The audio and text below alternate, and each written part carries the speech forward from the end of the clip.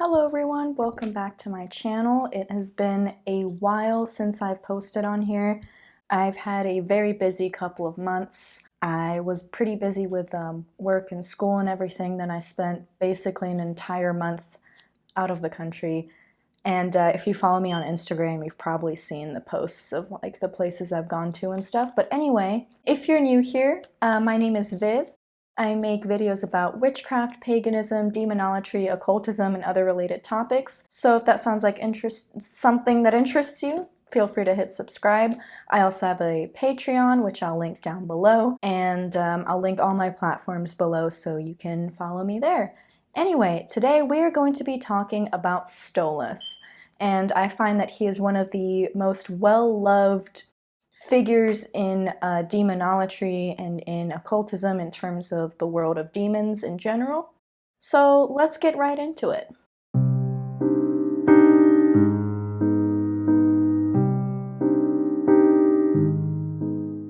Now, I have a few notes here, so if you see me looking down, that's why. So let's start with his N. Stolas's N is Stolas ℑ𝔫𝔢𝔠𝔱. And enns in demonolatry are basically these sentences that correspond to each demon. You can chant them, you can say them to bring the demon into the space, you can write them down. There are tons of ways you can use these enns. Now let's take a look at some quotes from texts referring to Stolas. The first one, of course, being from the ℑ𝔫𝔢𝔠𝔱 Goetia. The 36th spirit is Stolas, or Stolos. He is a great and powerful prince, appearing in the shape of a mighty raven at first before the exorcist, but after he taketh the image of a man.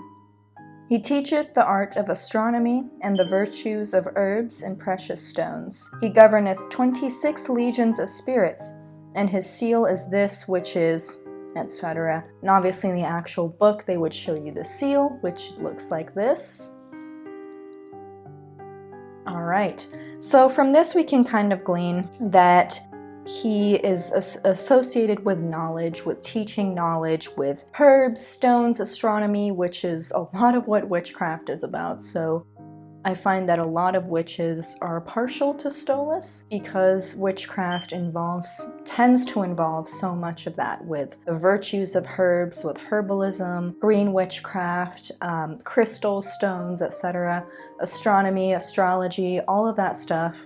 Stolas can help you learn about it, and I think that that is a wonderful energy to work with, especially if you're like me and you're big on the knowledge and on the research aspect. Now, from the Pseudomanarchia Daemonum by Johann Weyer, which is, as far as I know, the earliest recorded mention of Stolas. We'll get into some more facts about this text later on in the video. Now, according to the Pseudomanarchia Daemonum by Johann Weyer, Stolas is a great prince, appearing in the form of a night raven before the exorcist. He taketh the image and shape of a man, and teaches astronomy, an absolute understanding of the virtues of herbs and precious stones. He has under him 26 legions. Now, this one is basically the same as what the ℑ𝔫𝔢𝔠𝔱 Goetia was telling us, but there is one interesting caveat. The reason Stolas appears as an owl in depictions of him more so than a raven is because night raven actually may refer to an owl. And when Samuel MacGregor Mathers was translating, he put it in as raven. So now we have these kind of different accounts of what Stolas may appear as, raven or owl or man. Lastly, we have from the Demonolatry Goetia by S. Connolly, which is a pretty good book if you decide to pick it up. Now, she has these sort of correspondences that are associated with him in demonolatry. So, his color is blue, the incense is cedar, which happens to be one of my favorites. The metal associated with Stolas is tin, the planet is Jupiter, and the element is air. She then proceeds to give us the N, which I gave you at the beginning of this video, and the dates associated with him are March 11th through the 20th, so those are very auspicious dates for working with Stolas, and there are definitely dates you can also celebrate him as well. It says, original purpose, teaches astronomy and the properties of herbs and stones. Author's notes, Stolas is another teacher demon. Invoke him to learn witchcraft or sciences of the natural world. Wear an amulet of his sigil, can be made of clay or wood as well as tin, while learning of these things, and you will retain more information and attune yourself with the natural world. So if you want sort of help on your journey and on your research of witchcraft and in retaining the information, Stolas is a wonderful demon to work with. Now, mentions of Stolas go all the way back to the 1500s. Remember when I mentioned the Pseudomanarchia Daemonum, that text earlier? Well, so it was written by ℏ𝔬𝔫𝔢𝔠𝔥, and it was part of the On the Trials of Demons, which was published in 1563. And ironically, this text talks more about, it goes into a more psychological view of what was going on with witches and the witchcraft trials at the time. Weyr argued that the things that witches were confessing to see were due to mental illness and hallucinations. He also argued that those who are under the control of demons or who worship demons do so because of mental illness. And he argued that all of these things were due to mental illness and had a scientific reason behind them, rather than some sort of supernatural force making these witches see things or making these witches do things. And he was actually quite influential, or this text was quite influential, in ending witch trials in the Netherlands. And so that's kind of a interesting little tidbit there about where Stolas first appeared, and there are kind of conflicting things that I found as I was researching this. Some sources said that Weyr did not believe in the supernatural and demons at all, and some of them said he did believe in the supernatural and demons, but he also believed that it was due to mental illness, and argued that they weren't really, that the people who did work with and worship these demons had a mental illness and thus should not be killed. And so there are conflicting kind of views on this, but it is kind of ironic that the first text that we can trace Stolas back to was more anti this sort of thing than pro this sort of thing. But Weyr did use a different source that I will have to, I don't think I put it in my notes what source he claimed to use, but if I do find it, I will put the name up here.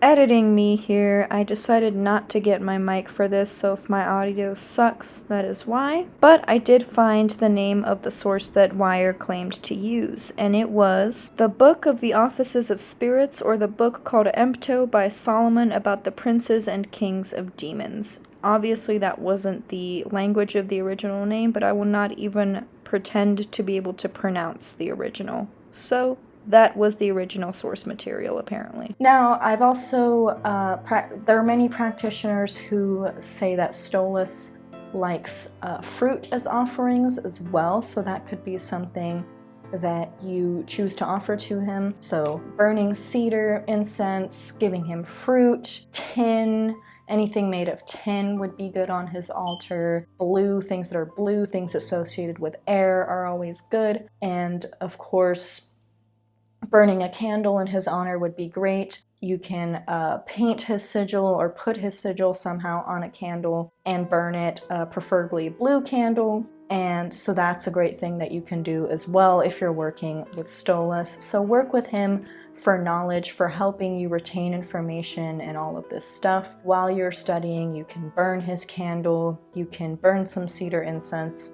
Just really activate those energies and petition him to help you out. You can say his enns before you study, or as you burn the candle, you can meditate with that enns and with that candle burning, with that incense, and then study. There's so many things that you can do for Stolas's help as a demonolator. Now, I know this is kind of a short video. I know I was looking at my notes a lot. I'm working on getting my presentation back up to par with where it was before I took this YouTube break. I find it a lot easier to talk to the camera and to do these once I have the ball rolling and I'm practicing a little bit more. So if I came off as a little more awkward than normal in this video, I do apologize, but I hope that some of this information was useful to you.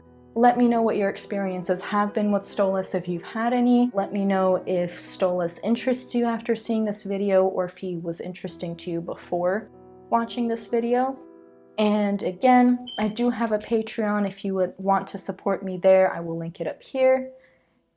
And I also have it linked down below. It starts at a $1 tier where you can get access to my patrons only Discord, my patrons only podcast, Moss and Bones, where I kind of go deeper into some subjects that I don't talk about on YouTube, and weekly card of the day posts and occasional other content like articles, pictures, etc.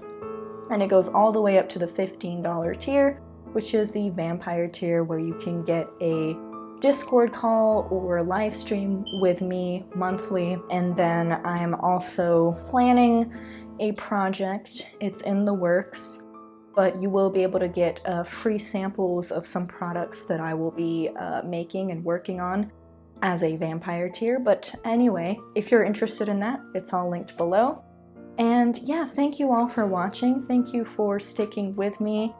And if you want me to make some videos about my trip to England, because I know I posted in the community tab here, and I've also posted on Instagram and Twitter about it, let me know, because I did have 1 or 2 ghostly experiences. So if you want story times for those, let me know and I can do that as well. But anyway, thank you for watching, and I will see you all later. I love you all. Blessed be. Bye.